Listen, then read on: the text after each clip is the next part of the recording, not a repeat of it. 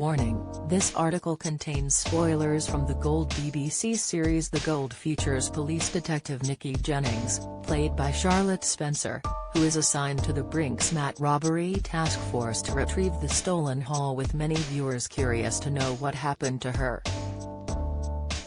Nikki is a tenacious officer, who has had to work harder than her male counterparts.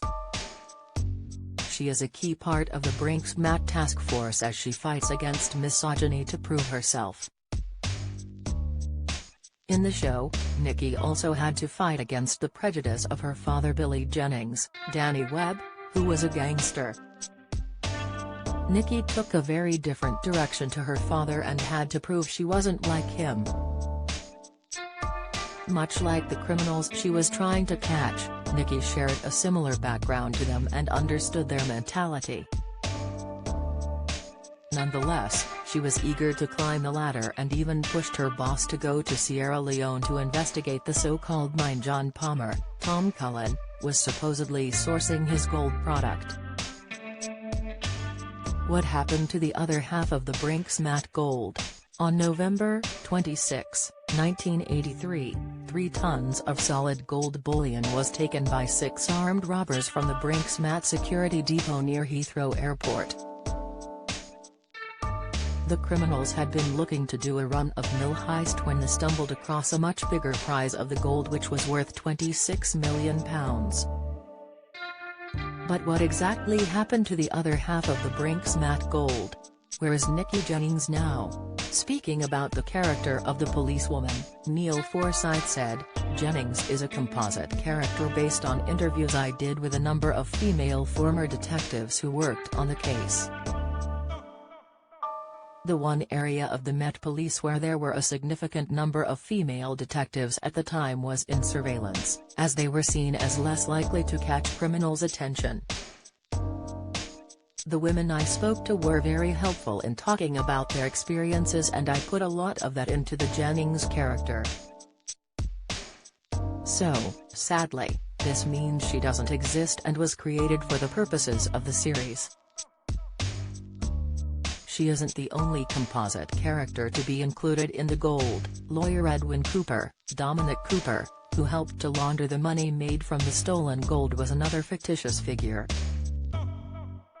Edwin was also based on several real-life people rather than just one person from the case." Forsyth went on to say about his research, "I spoke to a large number of people who were involved in the story in different ways.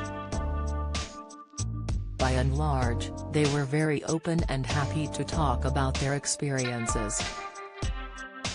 One real-life figure key to the drama is senior police officer Brian Boyce, Hugh Bonneville, who led the Brinks-Mat investigation." Forsyth said, "By far, the most important person that we tracked down and spoke to was Brian Boyce. The writers said it was very helpful to get Boyce's insight into the case and the police investigation, and made a huge difference." The show finished with Jennings, Boyce and Tony Brightwell, Eamon Elliott, pondering their next move after realizing the gang only ever had half the gold. The huge stash worth £26 million had been split after it was initially taken, with half of it disappearing into thin air, while the other portion was laundered. The team contemplated where to look next for the gold, with them realizing it all went back to the 6 men in the van, who carried out the original robbery. This scene seemed to leave the story open-ended, with potentially more to be told in another series. Forsyth said there was certainly still story to tell, but admitted he'd had to see what happens. The Gold, the real story behind Brinks-Mat by Neil Forsyth and Thomas Turner, is out now. Ebury Spotlight. The Gold airs on BBC One on Sundays at 9 p.m. and is streaming as a box set on the BBC iPlayer.